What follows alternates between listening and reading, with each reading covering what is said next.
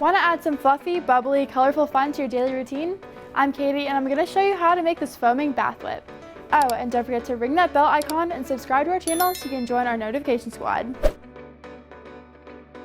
First, we'll start by combining all of our base ingredients. That includes our distilled water. Up next is our glycerin. We'll follow it up with our cocamidopropyl-betaine, which will help the formula bubble up. Up next is our SCI powder, which will help provide the foam. Then is our stearic acid, which will help thicken everything up. We'll also be adding in some sodium chloride, which will help thicken up the formula even more. Alright, so I got our bowl directly onto our hot plate so we can let all of the ingredients melt down and homogenize. Just remember to stir frequently because we want to make sure our formula doesn't scorch. When the mixture is smooth and there's no gritty feeling to it, we need to let it cool so we can add in our preservative and fragrance. I'm going to let it get down to about 110 degrees Fahrenheit.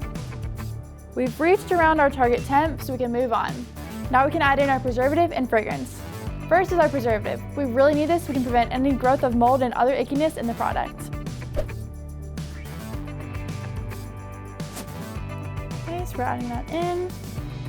And now it's time for fragrance. There's tons of different fragrances you can select for this product. Just make sure you're using one that's been IFRA approved for the safe usage at the levels we'll be using for this formula. I picked out Flower Shop by AFI for today's project. It's already pre-measured out, so I'm gonna go ahead and dump it in and then stir it. All right, let's move on to the next step. We need our bath whip to be firm so we can properly whip it. To do so, I'm gonna place my bowl into the fridge. Make sure to scrape the sides of the bowl beforehand. When it becomes a solid, it's time to add in our colorant and whip. I'll be using a super vibrant liquid dye, which is made for soap, but mica powder colorants are also an option. I'm gonna add in a couple of drops now. You use a tabletop mixer or a handheld one. Whip it up as much as you like until it reaches your desired consistency.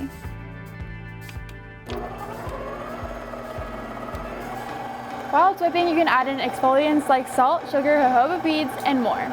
I'm going to be keeping it simple for today, but stay tuned for more DIYs like this one in the future. When you're done whipping it, you can scoop it directly into the packaging containers of choice, or you can use a piping bag like I am. Simply fill up your jars and then your foaming bath whip is done. Scoop this into our piping bag.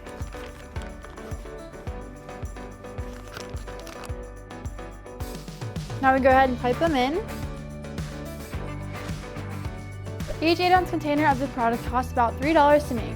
We can be sold wholesale for $4 to $6 and retail for $8 to $10. If you want more fun bath and beauty products like this one to add to your line, give our DIY playlist a watch. Find it on our channel. Have you checked out all our socials yet? You can learn all about what we do here at AFI by giving our Facebook, Instagram, Twitter, and LinkedIn a follow. Oh, and we also have a TikTok where we post tons of fun extras for y'all. Find them in the link in the description down below. Thanks so much for joining us today in the AFI DIY Lab. As always, I'm your girl Katie, and I can't wait to see y'all again in the next one. Bye!